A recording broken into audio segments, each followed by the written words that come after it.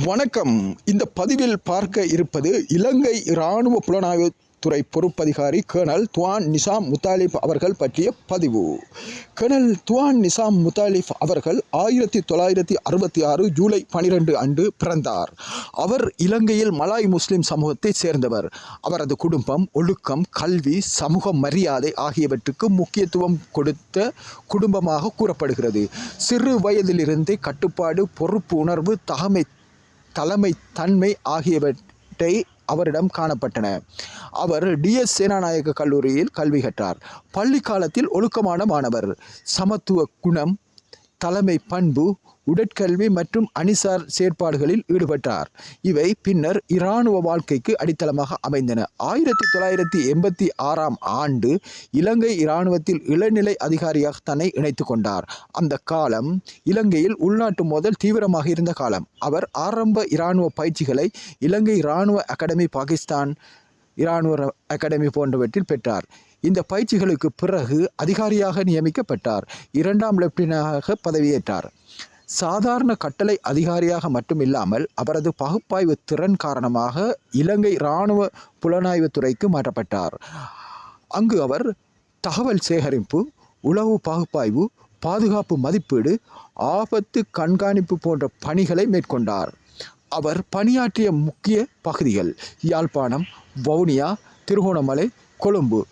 இங்கு நடந்த பாதுகாப்பு நடவடிக்கைகளில் புலனாய்வுத்துறையினரை திறன்பட செயல்பட்டு வழிநடத்தினார்.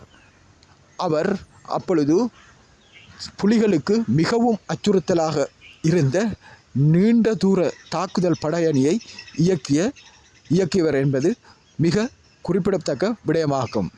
அவர் இந்தியா, பங்களாதேஷ், குவா, US போன்ற நாடுகளில் பயிற்சிகளை பெற்றார். இதனால் அவர் தொழில்முறை ரீதியாக உயர்ந்தார். 2004ஆம் ஆண்டு அவர் இலங்கை இராணுவ 1வது புலனாய்வு படைப்பிரிவுக்கு பொறுப்பதிகாரியாக நியமிக்கப்பட்டார். இது மிகவும் நம்பிக்கைக்குரிய பதவி. அவர் அப்போது உயர்நிலை பாதுகாப்பு தகவல், தேசிய பாதுகாப்பு திட்டமிடல், முக்கிய உளவுத்துறை நடவடிக்கைகள் இவற்றில் நேரடியாக ஈடுபட்டிருந்தார். அவருடைய தனிப்பட்ட வாழ்க்கை. அவரது மனைவி குமுதினி அமரசிங்க முத்தாலிப் அவர்களுக்கு 2 குழந்தைகள் இருந்தனர். குமுதினி அவர்களும் இராணுவத்தில் உயர் பதவி வகித்தார் என்பது குறிப்பிடத்தக்கது. படுகொலை 31 மே 2005 அன்று காலை அவர் general sir John Kotelawala defence university நோக்கி ஒரு விரிவுரைக்காக சென்று கொண்டிருந்தார். அப்போது அவரை பின்தொடர்ந்த விடுதலை புலிகள் இயக்க உறுப்பினர்கள் அவரை பொல்லஹங்கொட ஜங்ஷனில் வைத்து துப்பாக்கி சூடு நடத்தினர். சுமார் அவர் மீது 18 துப்பாக்கி ரவைகள் பாய்ந்தன. உடனடியாக வைத்தியசாலைக்கு எடுத்துச் செல்லப்பட்ட போதும் அவர் உயிரிழந்திருந்தார். உண்மையில் அவர் ஏற்கனவே அவருடைய மரணத்தை பற்றி அறிந்திருந்தார். உள்ளே இருந்து, அதாவது இராணுவ புலனாய்வு துறையினருக்குள்ளே இருந்து தகவல்கள் கொடுக்கப்பட்டே அந்த தாக்குதல் நடத்தப்பட்டன. அவர் ஏற்கனவே அவருடைய பாதுகாப்பு நிமித்தம் நிறைய விடயங்களை அவர் செயற்படுத்தியிருந்தார்.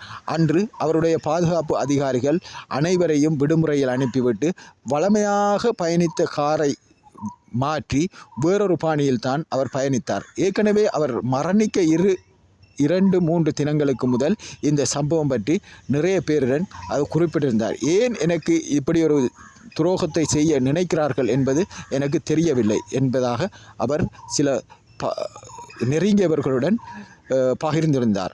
ஆனால் உண்மையில் அவருக்கு அந்த நிலை ஏற்படுவதற்கு காரணம் அவரை விட சிரேஷ்ட அதிகாரிகள் இருந்தும் அவர்களுக்கு அந்த பதவி கொடுக்காமல் இவருக்கு அந்த பதவி கிடைத்தமே முக்கிய காரணம் என குறிப்பிடப்படுகிறது. இந்த படுகொலை இலங்கை பாதுகாப்பு அமைப்புக்கு அதிர்ச்சி, புலனாய்வுத்துறைக்கு பெரிய இழப்பு, நாடளவில் பாதுகாப்பு விவாதம் ஏற்படுத்தியது. மரணத்துக்கு பிந்தைய கௌரவம் அவர் லெப்டினன்ட் கர்னலாக இருந்து கேர்னலாக பதவி உயர்த்தப்பட்டார்.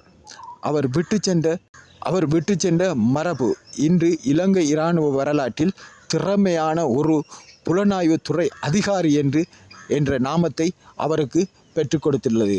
அவர் உண்மையிலேயே திறன்பட சில அல்ல பல சம்பவங்களை நடத்தி விடுதலை புலிகளை அச்சுறுத்தி விடுதலை புலிகளின்